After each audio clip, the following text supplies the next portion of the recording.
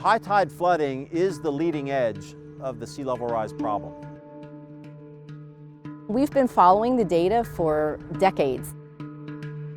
Going back 50 years, we experienced flooding like that maybe 4 times a year, where a roadway would be totally flooded and impassable. Most recently, in 2018, we had 52 days of flooding. And so the frequency is increasing, and the severity, the depth of the water, is increasing as well. Over the past decade or so, we've seen very high rates of sea level rise along all coasts of the U.S. So the U.S. West Coast, the Gulf Coast, and also the East Coast. And if you look at a global map of the ocean and the satellite altimeter measured sea level trends, the U.S. really stands out as this hot spot, with all coastlines going up very rapidly. You know, it's causing disruption in people's lives. Patience is starting to be lost in some of these communities. And it's a struggle, but it's not just a local problem. It's really a national problem, as we want to deal with the increased risk of coastal flooding due to sea level rise now and as we move into the future.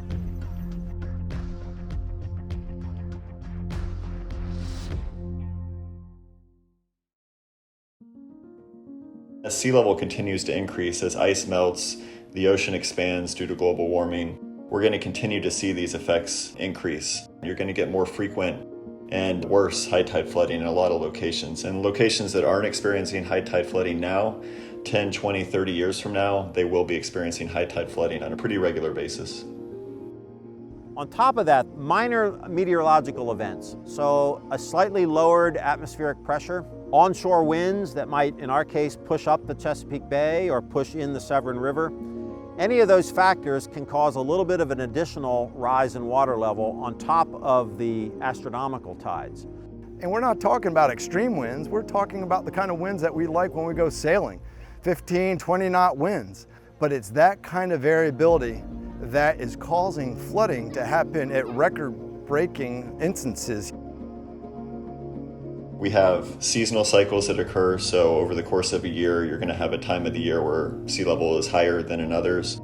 You have what we call interannual to decadal variabilities. So El Nino would be an example of this. So when you have an El Nino that occurs, you have a higher sea level than normal on the US West Coast. And then on even longer timescales than that, we have melting of ice, we have thermal expansion due to global warming that's causing long-term sea level rise. The other part is, what's land doing? On the East Coast and Gulf Coast, we have a land subsidence issue. Some of that's natural.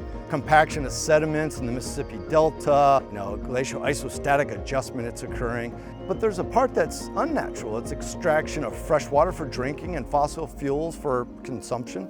That component can exacerbate relative sea level rise, almost on the same order of magnitude that the ocean is rising itself.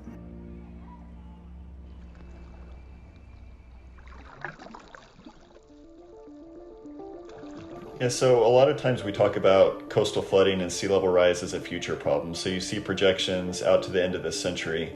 But in reality, sea level rise and coastal flooding is a problem that we're experiencing now. Right where we're at right now is a road that flooded 41 times last year. And you can see how the road is so much lower than the top of the seawall. Storm drains are really the problem, that the water can come up freely from the Severn River and just backflow right through the storm drains. And when the tides rise to a certain elevation, the water backs up through the storm drain system and comes out through the storm drains in parking lots, for example. One particular intersection that floods is a main arterial to the downtown area, and so it gets completely closed, and so first responders are impacted.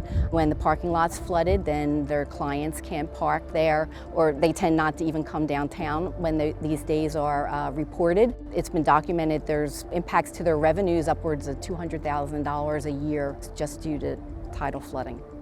I guess you could say it's sort of a battle between land elevation and water elevation. It's what I've been calling the game of inches.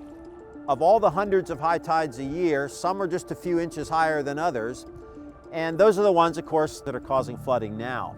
The real problem, though, is all the high tide events that are just a few inches below.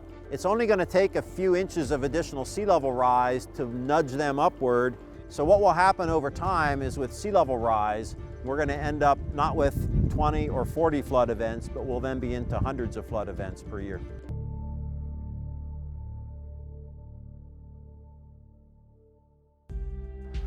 One of the things that communities are doing is they're preventing water from coming back through the stormwater systems.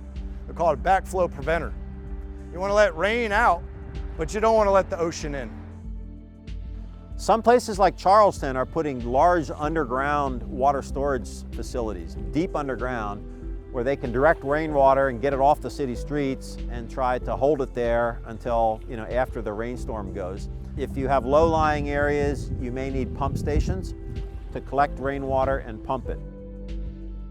But then there's these other strategies where coastal communities are trying to reduce the amount of pavement they have, for instance, increase the amount of green space they have in these different locations, restoring beachfront. A lot of these different things can reduce the impact of coastal flooding going forward.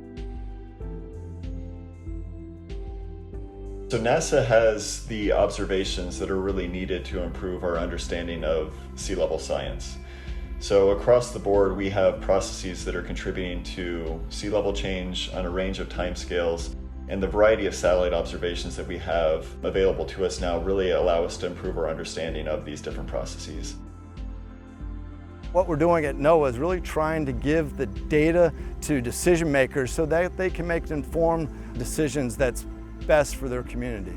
But one thing's for certain is under current flood defenses, these projections suggest that a floodier future is going to be here in the next few decades, and the way of life is going to have to adapt to this.